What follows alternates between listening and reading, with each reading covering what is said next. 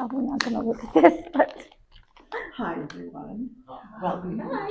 Welcome to Serious Topics. This is our artist project space.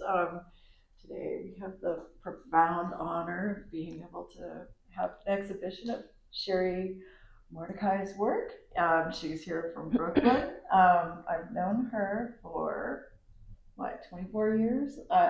She was my student in 2001 at the San Francisco Art Institute. And from then, she's just been blowing me away. From that very first class, she would just take a roll of butcher paper and paint maybe 20, 30 feet in a 3-hour class just on the floor, like, just throwing it down, like all these figures just right out of her mind. And also we had a model, so, it was all interacting together. Incredible. And so luckily we've continued knowing each other. And then this is Annbel Osberg, and we also work with her, and she's a writer for Art Forum and a painter. I've known Annbel since she was 14. So it's really great to be able to bring the two of them together. I know Annbel has already written about Shiri, but this is the first time they've met in person, and they'll be talking about Shiri's show, My Unspoiled Nature. Okay, well, thank you. Take it away. So Shiri, I interviewed you 10 years ago for what was actually my first artist profile ever in an art magazine. And at that time and subsequently, you've been doing mostly works on paper. They were these three-dimensional collages that would take up entire rooms. And you've had shows at Honor Fraser and some other places around town. And I know that this body of work is completely different from that, because this is the first time that you've ever painted with oil and acrylic on linen and on stretched canvas or linen. So would you like to talk about that? Sure, yes. So when I met Annbel, I was doing, when you came to my studio, I was doing a big installate painting, three-dimensional painting installation. It ended up showing in Diane Rosenstein Gallery, but it took me a year to make it. Some of my other pieces can take 3 years to create a whole world, and it was all painting on paper, and I pretty much made it on a desk, and it was it's like one world and another world, and I'm only zooming in and focusing on one fragment. And then only time makes the whole. And I use water inks. I use inks on paper and some beads, but it's just was more of a direct material, very fast, and almost like handwriting. To me, working on paper is almost like a diary, and it also is I like the fleeting moment that paper has.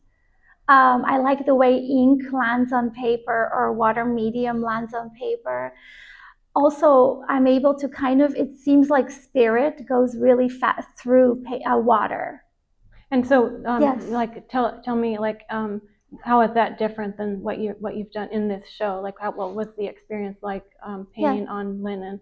Yes.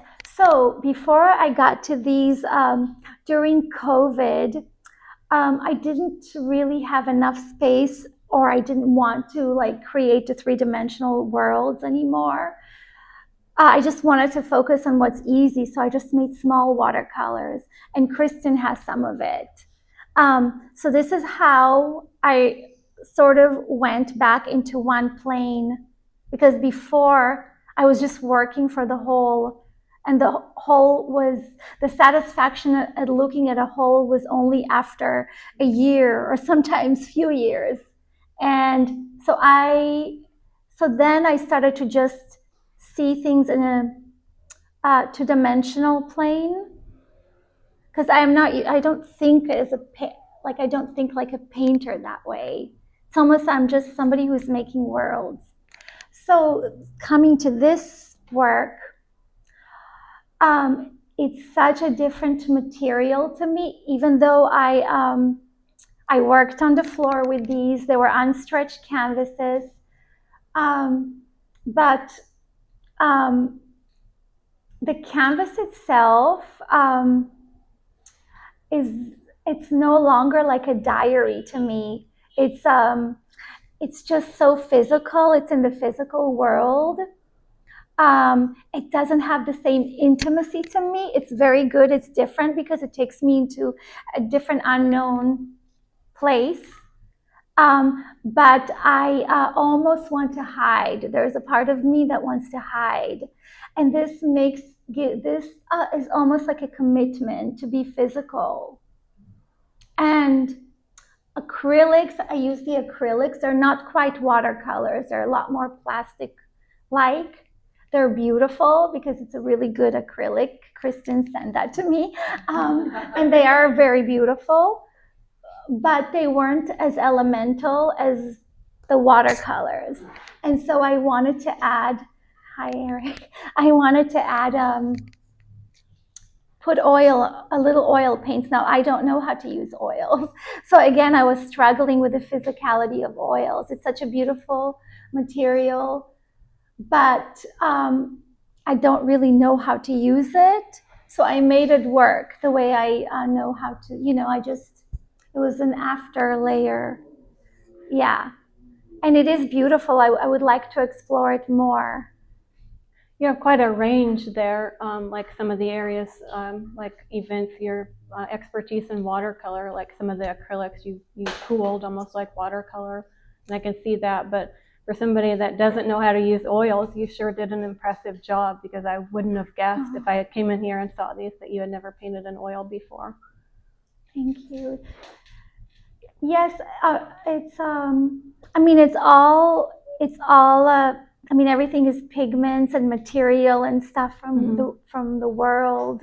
So I sort of just played around with it, and yeah. Thank you. So the title of the show, and also the title of this large painting behind us, is My Unspoiled Nature, which when I first heard that, I thought it was kind of funny, because like the nature in these paintings doesn't seem quite unspoiled, because there's a lot of figures and there's a lot of like human elements, and there's like very dark things going on if you look at the detail. So would you like to talk about like how you came up with that title and what that means to you? Yes. So the title came after making the paintings. I usually don't think in words or titles, because there's something very anonymous when I make the work. It's almost like a different brain. It's the brain in the gut, or in the brain that is pulling imagery, and the brain that goes to sleep at night and dreams things in symbols, that even though they're not from my dreams, but it's the same state. But the title came afterwards. So My Unspoiled Nature just made sense to me. I think it means many, many things. I think also what I associated with almost the uninterfered parts, the parts that nobody touched, and of course they're touched by life and people, but there is a wild aspect that is raw inside. So the way I interpret what you're saying is that you're talking about your subconscious, and then perhaps also some of your early experiences that made you who you are, or the way that you were before, like when you were really young. Is that sort of like what you mean? Yes, I think that as well. And I think also the animal part, or just nature itself, that I guess as humans try to control it, or we try to curate aspects of ourselves to survive. And to, we're just, the ego creates a way to just, however we do it with technology, or how we want to present ourselves to the world, and or what we think of ourselves or believe about ourselves. And I think that it's all a part of nature, but also the big picture is that nature doesn't really care. Nature does what it does. And you can't escape suffering. And I think, and there's also there's aspects of the self that are animal, I mean, more than animal. I don't know what they are, but they're the big, great subconscious, I guess, or so. And I think like there is like in these paintings that the beauty tames the wildness. It contains it. So there is like almost like a tension that happens, and I don't mean to make it that way, but it comes out. It's trying to control, and I think that's what we try to do, to control it, to survive. And it comes out. I don't consciously think about it, but it could be maybe trying to control trauma, pain, or just living and existing in this place. And the beauty is sort of tries to hold it together. Could you give an example of how you see that occurring in one of the works? Yeah, well, it's painted in a way that's very detailed. It's painted in a way that is, you know, like has a classical elements in it, or the way something is supposed to look. There is abundance, like the abundance is the, you know, the food, the grapes, the nature, the butterflies. And then there is the opposite, which is there is despair. And it's, you know, whether it's in the subject matter, there's aspect of despair. For instance, this piece is called, I think it's called, is it Kristen? I think it's Masked Hunger. Masked Hunger. Oh, what is yes. that called again? Masked. Sorry, I can't say. Masked Hunger. Yes, you say it better than me, my throat. And there is abundance there, but there's also a hunger. You know, and it's psychological, emotional, or, you know, to do with survival. But it's also a bit maybe, I don't want to say operatic, but it has an ecstasy to it a little bit. Mm-hmm. Yeah.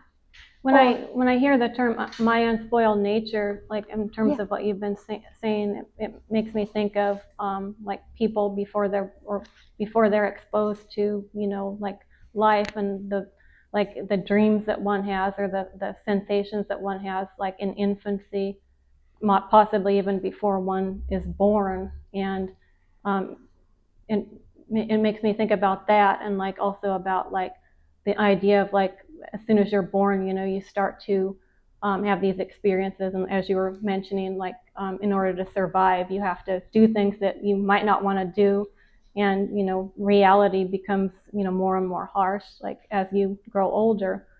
And I feel like you're kind of tapping into this like world that, or you're trying through your art to tap into this like prelingual world before, you know, like that occurs before you actually like, you know, can have the language to describe, you know, what's going on and to understand the way the world works.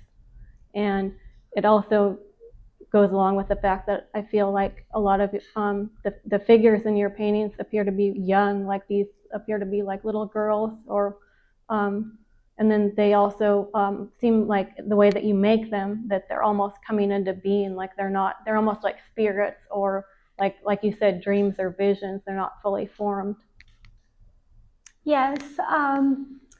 So I think that like there is like, you know, I don't know how other painters are, but we have this like vocabulary in our minds, and we definitely, aspects of childhood is it's like a big carved in our you know, vocabulary that we have, and I think those things spill out.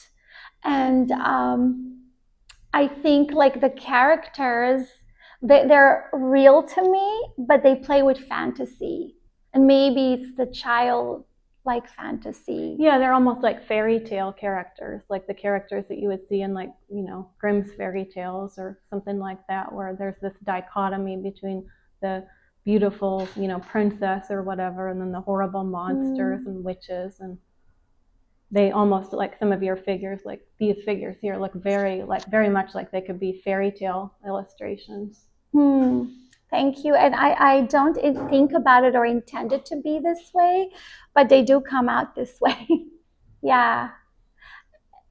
Yeah. And the other aspect of the idea of like unspoiled nature too, that we also talked about a few days ago, that you mentioned to me, was that like these are they're like, it's like an Eden, you know, there's all these beautiful things, there's these beautiful like this hummingbird that's like this brilliant blue, and all of these animals and flowers, and it's like a paradise. And you were talking about like the way you described it was that it's not like Eden before the fall or after the fall. It's like Eden at the point of realization, where like Adam and Eve has just like eaten the fruit, and then they're just becoming aware of the fact that this paradise comes with a huge cost. Right. For instance, this piece is called She Was Made Aware. And this has, this piece is, sorry, I'm a little nervous, but it's the name of it. Let me see, because I'm a little, I'm sorry, it's just the garden I keep. The garden I keep. So there is, this sort of a paradise or some kind of ideal beauty that also, again, that we try to want to make like nature appear almost sometimes like a postcard. Or for instance, if I want to go to a beautiful swim in the ocean, the ocean is so powerful that it could take me, or the elements can take me any second away, or something can happen. So as far as like this realization of like snapping out into a reality that happens in the physical world, and that can like death or something, or injury. Yeah, and in this painting here, She Was Made Aware. Like, it's also really interesting because at first it appears that the snake is, like almost like a hangman's noose, like the figure is hanging and the snake is its noose. But then when I look at it too, I also see that like the snake is almost seems protective. It's like it came down almost to protect her. So. Yes, thank you. So often in my work, I think that the different opposites exist. Like, a lion can look like they're coming to eat the person, but they're also feeling sorry for it. That kind of tension exists. I don't mean it to be this way, but it does. Something can look alive and dead at the same time, because it's always in between worlds, or in between becoming something, or the language of it is very fluid and plasticky and shape shifting, and emotions can be on a face. Many, like 10 different emotions can be in one face. It just happens that it could be frightening, but at the same time beautiful, or at the same time something else. And speaking of nature, like in some of your previous work, you've always used figures and animals, but nature is much more of a element here. It's like more like in a starring role here in these paintings as compared with your other paintings. Yeah. And I know you recently, like a couple of years ago, moved to upstate New York, and you're around the nature there more. Yeah, so I've been, even starting COVID, I went a lot more outdoors, I think everybody did. But I moved to upstate New York, and there is a lot more like nature around me. So maybe that spills into the work a little more. But the nature here comes from a lot of different areas. Like you have parakeets, you have macaws, you have this like python. So did any of that come from your early life? Because I know, your childhood, like growing up in Nigeria, was also a factor, maybe. Yes, so I was born in Israel, and when I was 1 year old, my family moved to Nigeria, and I lived there for 9 years. So that's like that vocabulary that very early, before I had too much stuff in my head and adult interference. nature was, I would play with nature a lot, and just look and wonder, just be lost in the natural world and other things. You had an experience, I recall, like with a snake one time with like a green mamba. Would you like to talk about that? I think that's a really interesting anecdote that relates to this painting here. Oh yes, sure. So in the classroom, it was first grade. I was sitting with other kids in class, and all of a sudden the teacher saw a green mamba snake rolling around my foot. And as a child, like, I didn't really have any fear. And I saw that everybody was scared, and I was trying to scare the snake because I didn't understand. It was kind of a funny and like a weird experience, but it was that she told me not to move, and but I did move. Is that a very deadly snake? Oh, it's one of the most deadliest, and it was crawling around my leg because I guess when someone threw the trash, they brought in the snake with them, and then I was near the trash. So that's how it happened. And just other little memories that I saw. What was the landscape like in Nigeria? So it was 70s and 80s, and it was a very different world. Tribes, a lot of tribes, just a lot of, for me as a child, it was I just accepted things how they were. I just mean like what kind of trees, or was it all buildings? Oh no, it was jungly. Right. Yeah, we lived in, our first home was very near, like just near the jungle. It was an isolated house. And yeah, there were like different rituals, and people from tribes would knock in. I have this memory that a tribe, a Juju tribe, or somebody with masks and everything, came to the window, and I was by myself. I was in my parents' bedroom, and he came and he was hypnotizing me, and I was looking at him, and things started to move and shift. Yes, and I just was silent, and I looked at it, and he told me, come out, come out. Oh no. Yes. And I remember another place that we lived in. There was it's not a nice thought, but there was a boy in the trash can. He was like a teenager, and he was like skin and bones, and it's not a nice image. But anyways, different things like that I have. Yes. I want to hear the end of that story. What happened when the tribesmen beckoned you outside? Oh, just nothing. It was one of those things. It's just little things that happen, and that you experience when you're there. And I don't have words for it. And I didn't grow up with parents who talk to you too much. They're just doing their own thing. So I was left with a whole world to imagine myself, and so it's just like you invented my own stories about things. I guess children do that anyways. Yeah. So how does this imagery come into being? Like, could you talk about like maybe one of the paintings, or just in general, like where does it start? Like, where does the image, what's the genesis of these images? Yeah. So many times I look at a photo, but the photo is nothing to do with this. It's just something for me to zoom inside. Like, it could be a tiny cell phone photo. Usually it's like a black and white, but I just look at it and I use it as a starting point, like a window to zoom in and to see a scenario or something. And I use it for a little bit, then I abandon it completely, because it's nothing to do with any of that. It's just a starting point.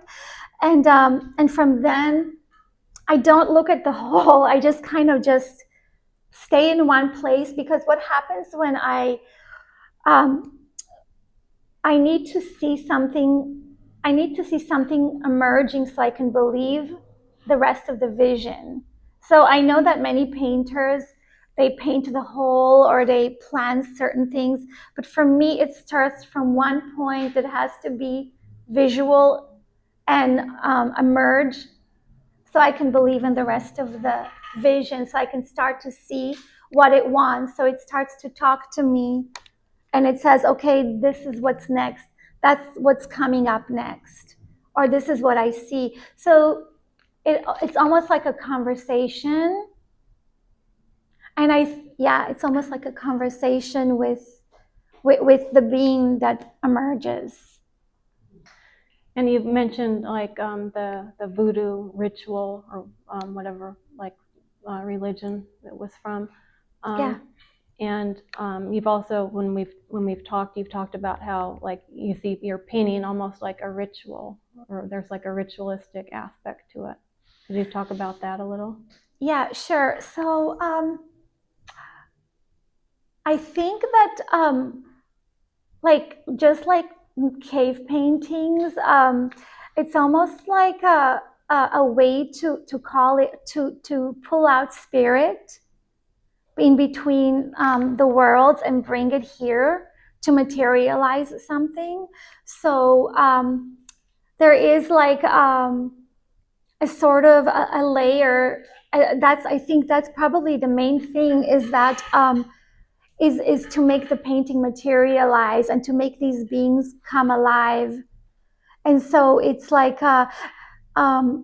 bringing things from alter states of consciousness and make them visual and make them alive here.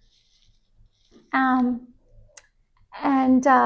I think also cave paintings have to do with survival, and these pieces have some survival aspects to them. Could you expound on what aspects of survival these paintings have to them? Well, first of all, I need to make the artwork, and I think that just in general, as an artist, I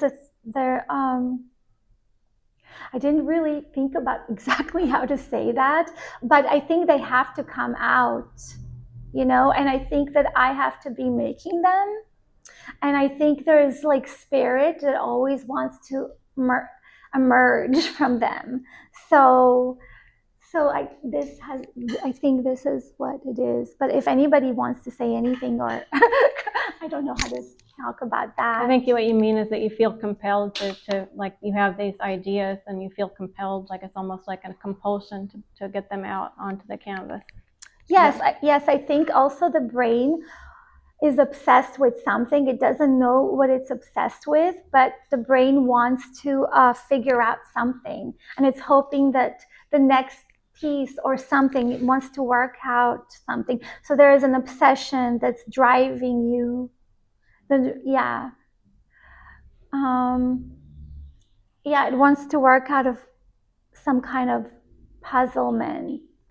Yeah. And you described painting as like a form of excavation, like you were excavating your dreams. Could you talk a little bit about that? I thought that was very interesting. Yes. So I think like a lot of the work is like, it's like semi alter states of consciousness mixing with other layers of psychology and need. And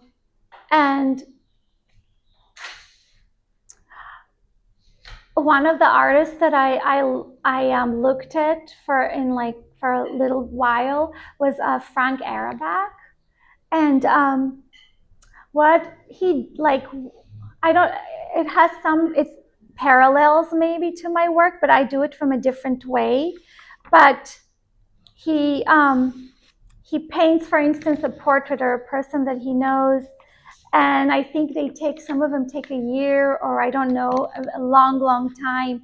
And what he does, from what I remember, I could be wrong, but from what I remember, is that he stays with one subject matter for a long time, and he erases it, paints and erase, and paints and erase, till he gets into the point that there is an essence of the thing or the spirit behind it. And I think the ghost that we don't see is there. And I am also, I guess within my work, there is a ghost that I don't see that's trying to come out. But so it's like a dream excavation in a way, that it's bringing things from other worlds to be here. And yeah, a lot of when I look at this, it has like fluidity, and it's melting, and it wants to change, and it wants to move, and it wants to become something else in the state of becoming, or it wants to come out here. So it's communicating to this dimension. Yeah, it's almost like in a dream, like everything, nothing, like when you think back on a dream, like you can't even remember a lot of times exactly what happened, because Yes. it wasn't even really a definite thing. It's just more like a feeling. Yes, and in the dream, it's like a vibration that you can't catch. So it disappears right away. So I can't really catch it. Yeah, but in your painting, you are sort of capturing that feeling. Yeah, I mean, I don't have dreams about these things, but it's like I'm bringing this into some kind of a plane that, it's made out of paint.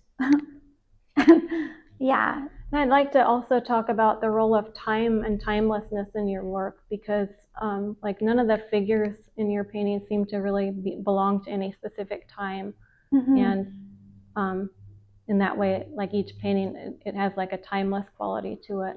And at the same time, there's all of these different things occurring. It almost has, like, especially in the painting behind you or this painting here, it almost has a cinematic quality. Like there's all of these things that are happening, and it's almost like a sequence, like where, this girl here is sort of like swinging on, I don't know what that red thing is, but like swinging on that, and then there's this guy here that's holding like what appears to be some sort of bicycle wheel with a squirrel on it, and there's all these peacock feathers, and there's like a snake or a dragon on his head with multiple heads.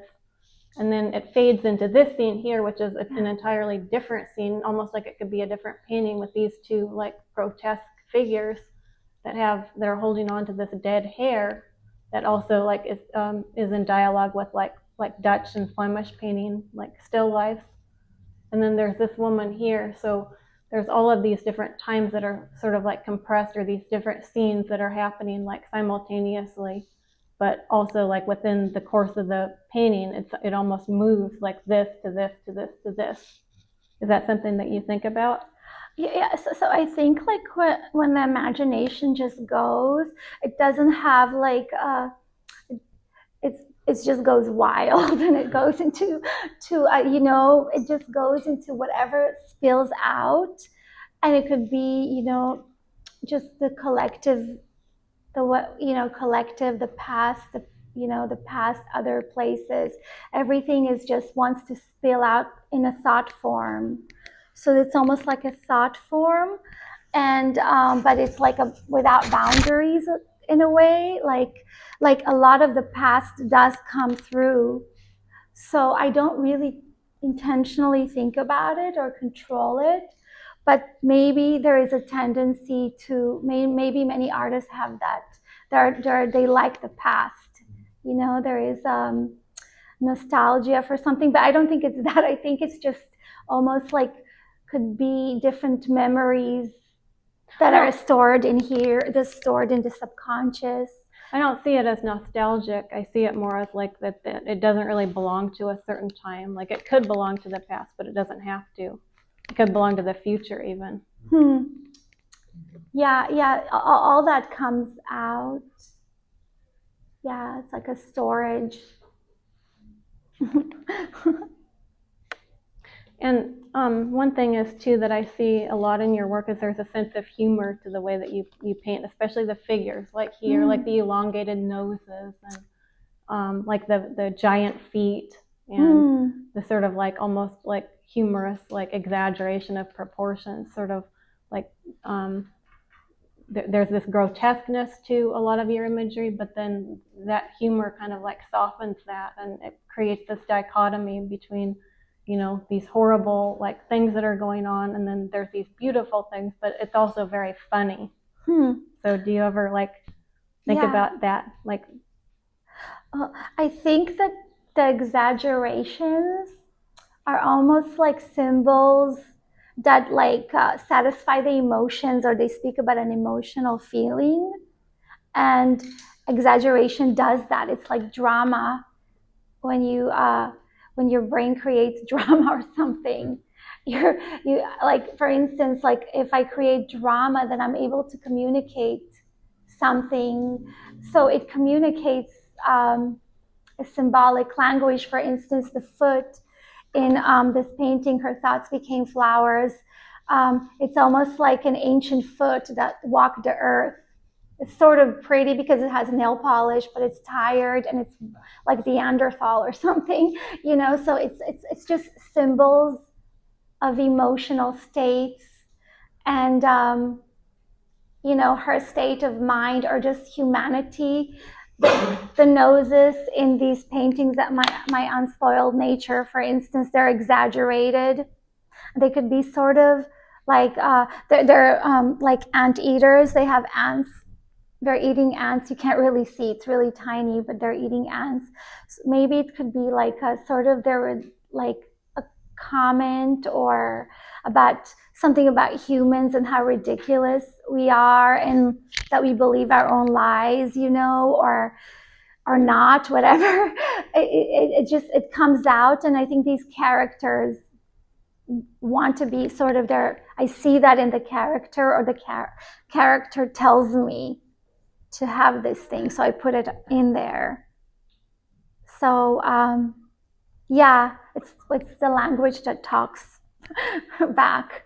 Yeah, and in Her Thoughts Become Flowers too, I just noticed it looks like her brain is coming out of her head, and it's becoming like, it's almost intestinal, and then the intestines kind of turn into earthworms that are falling off the brain, which is really like horrible to think about, but it's also very funny. And there's this flower on her head that apparently is one of her thoughts that are becoming flowers. And it's crimson, but it also looks like blood stains. And there's a buckeye butterfly attached to it. And it almost also appears to be becoming some sort of entrail or something like that the butterfly is eating. Yes, it's all, yeah, it's like symbols, like her thoughts are, her brain is worms, you know. Her brain is what? Yeah, it's like worms. Weight of worms, like worms. Worms, yes. I don't know, maybe beautiful earthy disease, whatever. I don't know, whoever. I didn't think about it when I was making it, but it just made sense to be this way. And the flowers could be her, you know, because the outside, the environment is the same thing as what's going on in our head, or the outside is the same as the inside, just projection that happens. And I think the same with all the paintings. It's almost like the language of the space is the language that's going on in the psychology of the being in some of them. Yeah, the storm outside is the storm that goes on inside. Yeah, it's in a way that this painting almost seems like a metaphor for your entire process, because her thoughts are becoming these things. And also like what you just said about, you know, like the interior world becoming exterior. Yeah, yes, yeah, that's true. I didn't think about that. So what do you do for inspiration? Like what do you look at? What art do you look at, or what? Well, recently I just like to look at museums because I do like the old classical artworks. And I was recently in Washington, D.C. A few days ago, and I try to see as many shows as I could. And yeah, I just love going. I just like the old art. Yeah, a lot. What I remember is the Rembrandt room, because I saw so many paintings after paintings, and then when I walked into the Rembrandt room, it just like it hit my gut. Yeah, it was so powerful. It was like beyond a painting. It was so visceral, and it was real, like, because other paintings look like paintings, but when I walked into his room, it was like, oh my God, the spirit of that person is like possessed inside. He captured it, and he was able to. They were so haunting, and not even if I didn't see the face of them, they're just, whatever came out of them was So yeah, the invisible stuff, just like Frank Arabak and all the stuff behind the painting that we don't see. And I think that was captured, like that was, I felt that. And I see that in your work too. Like it's very specific. It's very much its own like thing. It's its own world kind of. And each person has, or each figure, like, because I don't know if I can even really call them people, because so much of the time they're these chimerical like beasts or spirits that aren't really quite human. But I mean, each one of them has its own presence, and you can really feel it. Like it's not realistically painted, but it's there. You feel it. Yeah, I think like making artwork, and maybe just the stuff that I'm doing, I don't know, but you sort of can't ignore everything that came before you in your DNA, because like it's just the act of making paintings is like you're dealing with yourself. So and especially what I've done for years is like I used to really make artwork all the time, and painting after painting, and you have to sit down with all your stuff inside. It's very melancholic and sort of a depressing, not depressing, but it's so rewarding. It's like meditation, because once you go past that, you reach, like God or something. You reach those states of like that you feel at home, that you are untouchable, and you're just, everything is like sort of love. And so I think in a weird way, like I don't know if I've done this with these paintings, because like I said, it's a very different material for me. But I think like when I paint, I'm hoping to meet something like a transcendence to happen. And I'm hoping that some reflection of it comes back from the painting. What sort of transcendence? Like what? Like, can you be a little more specific? Well, it's like almost like meeting God or something like that. And that's what you want the viewer to get, or that's what you are experiencing? Yeah. So I don't always think about necessarily the viewer. The viewer comes at the end, like much later, or sometimes it comes in and out, but it's almost like I'm waiting. It's like a waiting for something, and again, like the way Frank Arabak, whatever he's doing, I'm not him. Can't speak for him because I haven't read enough about him. But from just looking at some of the painting, it's like it's waiting for this arrival and something to the essence of something that you can just walk away. You can, yeah. I don't know how to explain that. How do you know when a painting is finished? So for me, these paintings are not finished, especially coming and seeing them stretched here. Like, what have I done? They look finished. Yeah, they do. Okay. But for me, of course, I'm like, oh, yeah, I see. Because I didn't see them exist this way. They existed with all my clutter at the house and all this stuff, and my whole heavy emotional colored your emotions make you see things, but now time has passed and they're stretched and they're in this room and they're existing in the world. So yeah. Okay, let me rephrase that. How do you know when the painting is ready to put on the wall? So I don't know that. I really, they're not really, but I have to make up my mind, and I think that they're almost like, okay, I'm okay without you. I exist. It's fine. Leave me here. Yeah. Do you like work on them and then put them aside and then continue working on them, or like how does that work? Yeah. Sometimes I work on a couple of things at the same time. Yeah. But they're never done because of how I used to work. It was like it's a never going thing. That's why these worlds were created in one thing, and it just doesn't stop unless there is something that requires you to stop. Like yeah, because in your previous work, like your work wasn't really done until you got to the gallery, right? Because you would have to put everything up and yes. make the painting as you were like responding to the space. Yes, exactly. And especially the spaces that I worked in throughout my life were not like, I just worked with whatever I had. Living in New York City and space as well was like, it's very tiny spaces. Sometimes it's at home. So, and especially with like paper and installation stuff like that, it's like storage and it's like all these sculptural pieces around you. You're just having to kind of have an idea somewhere in the back of your head and hold the entire whole is an abstract thing. But all I saw myself as just a maker. I'm like, I just have to make, I just have to make. So I just make them and I don't think about them too much. But this is like with boundaries and it's on a canvas and all that stuff. So it's a lot of pressure. No, I was thinking maybe how you have so much nature in these. Maybe part of the reason that there's a lot more nature, like grapes and squirrels and leaves and things like that in the paintings, is because you have to paint the background instead of just the subject matter. Like when you're painting little cut pieces of paper, That's true. the background is the room. And then in these, like you have to make up the whole environment that these things live in and then send it somewhere already complete.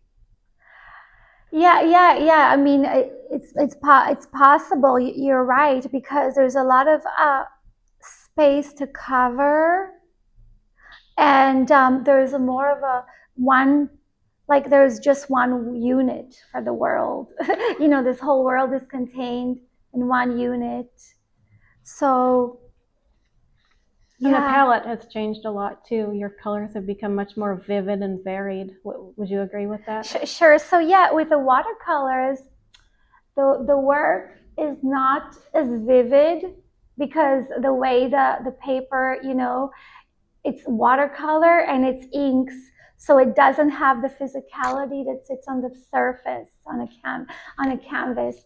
So what I would do with my watercolor is I often added like these sequences and beads to give it another layer, almost like a rug or something. It becomes like so it jumps alive without the paint, but with other things on it, other tactile things.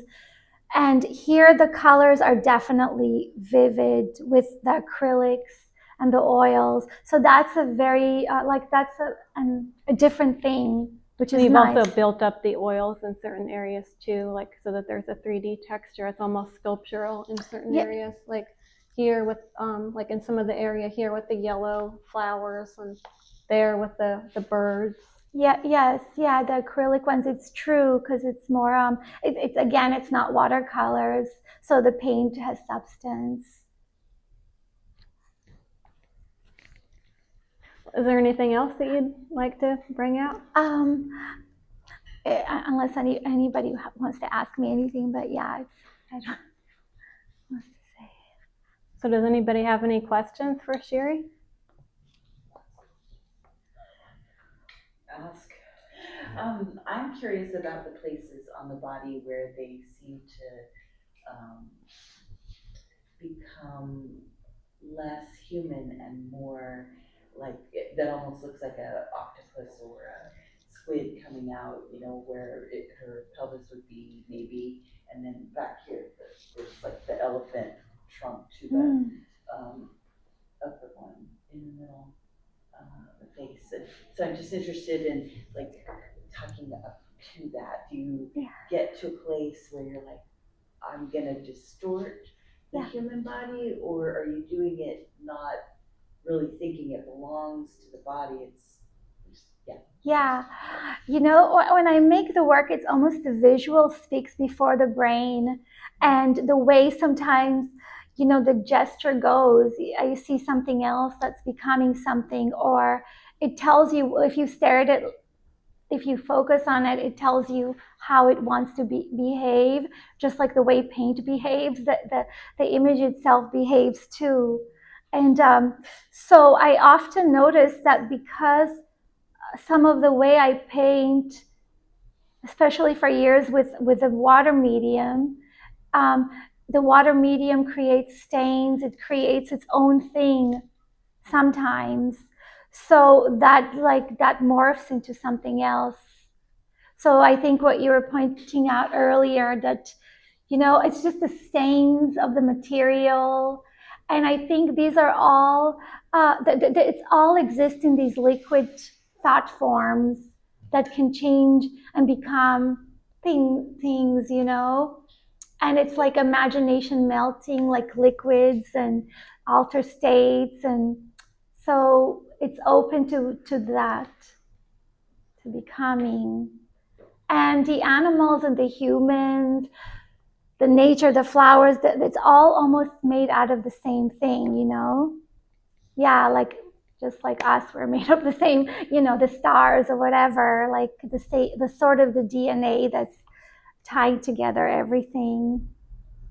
And in some ways, I see also a metaphors for painting, like especially in that painting right there, toward the right side of the canvas, where the red becomes like stained almost, and then there's these, I think they're grapes. Are they grapes? Yes. And it's almost like the paint becomes grape juice, and then it makes me think about like grape juice or like pigment as an organic matter, and so it's almost like the grapes are being painted, or you're using grape to paint that. And you also talked about how you were thinking about tea in this one. You were drinking tea made of flowers. Right. That was an interesting little anecdote. Would you like to share that? Sure. Yeah. A friend of mine, I was doing a residency for a few weeks in upstate New York, and one of the girls was made perfumes out of like flowers and things she forages. So she brought me to the studio on a daily basis, like these flowers that I made tea from, and it was like drinking perfume. It tasted like perfume. So I started to just start from a little rose, and then that started to be like perfumey, and I don't know. That's how it started with that experience. And I think like the paintings, that they are kind of experiential because they come from an experiential place and not so much like, pre-thinking about something. Yeah. I wanted to ask, Yeah. There's that, like when people are in art school, they talk about things like, fear of a blank canvas. Like, you've got this big white thing, there's nothing on it, and it's like, oh no, what do I make that first mark? And I was wondering, it looks like probably, since the stains play a large role in the paintings.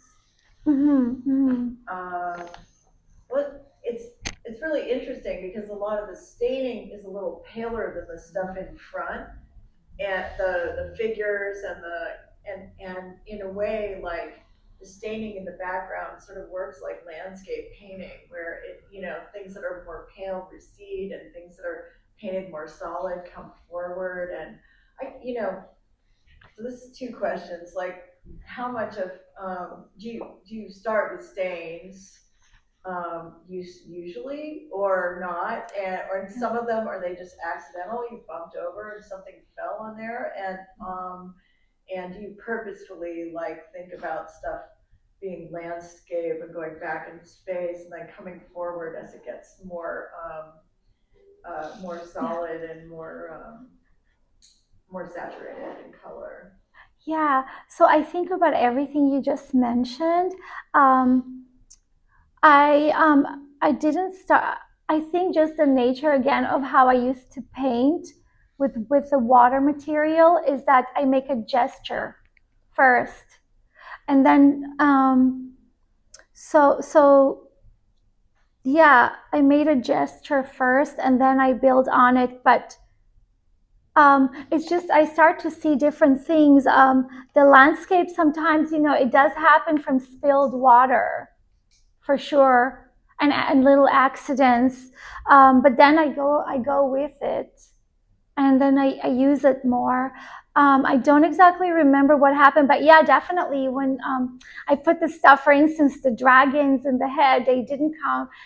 I just kind of, the stains became like semi-snakes and dragons around the head because the material tells you, yeah, it's almost like mostly I tell it what, well, I mean, I will, like, it's an image, and I will it, parts of me will the image to become a certain thing, but also the, the, the stains and the form tells you how the image also is going to happen. So it's like a both. And that's also a surrealist technique. I think it's called frottage that Max Ernst used in a lot of his paintings, like with the rocks in the background. And in this area here of this painting, it has almost like the qualities of a Chinese landscape painting. And it also has an appearance almost like stones, like scholar stones in China, where they would like look at, they have these stones that they get out of like the wild that have been subjected to like rivers and things like that. And then the scholar would use it as like a tool to like let his mind wander. And I see that like in these holes here. It almost reminds me of one of those scholar stones. They have some of those at the Huntington. And then over there, like they almost like become hills and like plants, but they're just barely there, which is very like similar to a lot of Chinese and Japanese ink paintings. Yes, and I was kind of inspired by that. Just because it made sense. They wanted to exist in a world, and then the stains, and that's what I saw in there, so I put it there. And I think the world is almost like the world has like this soul travel, in it. Like it's like the soul goes into different places in different countries and different times. So that quality is here, is that they're sort of everywhere. They could be, if they want to be, in different places. They could, yeah. So they went into that place. There's something in the two long pieces that feeling that masked with hunger, the way the very fine marks, almost invisible from back here, but when you get close, how these veils of red are enunciating, covering certain stains, but they themselves have they're blowing in the wind. They just feel like there is a lot of movement, there's a lot of atmosphere, there's a lot of air in the paintings too, but that air is also being articulated at a very close scratched level, or a very tiny brush mark or calligraphy pen, or something that really gives some lift to these open areas. It's really miraculous what happened from that. Yeah. I mean, these pieces want to be alive, and I think that's why it looks like the wind is blowing and movement, and because it kind of like generates itself a little bit, the way the process happens, because it's happening all inside this improvisational world, and I think that's it's there. It's one of the layers that is happening. Yeah, and then of course I go back with care to put certain elements. I think also there's like these tiny spiders that are in there with long legs, and so it's different, like push and pull, or delicacy, or different opposites that happen. Force, so maybe some aggression plus care. All of that is in the work. Do you ever do you ever do anything in the painting that you don't like and then you get rid of it? I have to remember, but sometimes, I sort of I alter it a little bit till I'm okay with it, but maybe the way I paint, it just happens, I mean, the way I do this is probably staying with it till it works, but I judge it so much. I don't judge it so much. I just say, does it answer me or not? And if it doesn't, I keep working on it. Also, I think like the way the painting is like, it's like almost a question answer. Right. Yeah. And do you, before you start working in the day, do you do anything to get in right headspace, like meditate or do yoga or No. take a special tea or? Oh my God, I woke up with a really bad mood. No, but I'm okay now. I'm better. Not using any like marijuana or gummies. Or I mean, I took anti-anxiety right. now. Because I think you don't, and I just want you to say, Yeah. you know. Well, actually, okay, I'll just say it because it's only us. I used to not sleep till like a month and a half ago. And now I have the gift of sleeping because I finally found something that like a medication that's like anti-anxiety. I don't take a lot of it, so it's okay. But like I'm able to sleep, which is good, and so I don't wait, and it helps me with the mood I wake up with. Because oh my God, I could not push that thing away. Right. It's like battling with a mountain that you can't move. When you're tired. I mean, in the mornings, yeah. Right. It's just the way the brain. It's like you know, when you don't sleep, and it's like it became so normal for me, and so the brain is like constantly fighting a whole heavy thing, and then because you go, it's like war. The whole night you're at war, and so so now. Oh my God, it's like I'm so happy with that little pill. Thank you for saving me. Yeah. Yeah. And so how long painting sessions do you do? Is there sort of a rhythm or like an amount of time? So my life has changed a little bit. I moved into a place that's completely run down that you have to like fix to live. It's really like crazy. It's a house, right? Yeah, it's a house, but it's a total insane, like so chaotic mess, but it will be okay one day. So I've been trying to like fix holes and patch them and things like that, which is I plan to stop it because who cares? I just have to go back to making work. Wait, did you say there's no heat in your No, there is studio? actually Okay. because now the studio, there is no studio, but there will be. In upstate New York. Yes, in yes. the winter, you were painting. Yeah, You in know, the winter. But now it's insulated.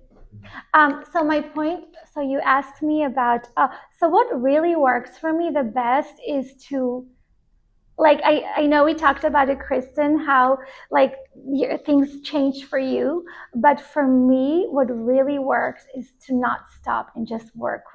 That's how the stream of consciousness comes out without censorship. It's almost like I have to push myself to exhaust myself. So how many hours in a row? Like 48? No, like not 48, 10? but 14? if I didn't have to cook for my boyfriend, I would be much happier. That requires a lot, especially that he likes He food. should be cooking for you. There we go. Yeah. I know. But before, I think for me, what works is nonstop. It just keeps generating and making, and I think that's when things like that works for me. But I haven't been like this like in a long time. Hopefully, I hope to come back to that because it's more rewarding for me that way, I think. Yeah. Do you feel, I know at one point you said something, you work on something, you obsess on something until you get an answer or you feel like it's complete. Do you feel like this show is complete or is that story still open and you're going to continue with it? So it's too painful to go back and work that's already in the world, you know? Oh, no, I don't mean on Oh, these, yeah, but I mean yes, like on a new piece. Right. Sorry, what do you mean? Oh, I meant like, because sometimes people work on a show and it's like, okay, that's that Mhm. body of work and now I'm gonna switch gears and do something different. Yeah. Are you thinking that way or are you still in this body and you'll do other works that sort of talk to these paintings? Yeah, I'm not sure how it's gonna go next. I haven't really thought about it yet, but I do want to keep working on the, like I want to do oil paints a little more because it's such a pretty material. And the canvas is really also a nice, just to maybe explore it a bit longer because it's too early to not, yeah, it's my first try. Does anyone else have any questions for Shiri?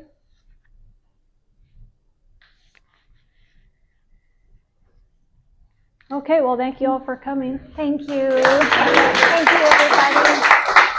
That was fun.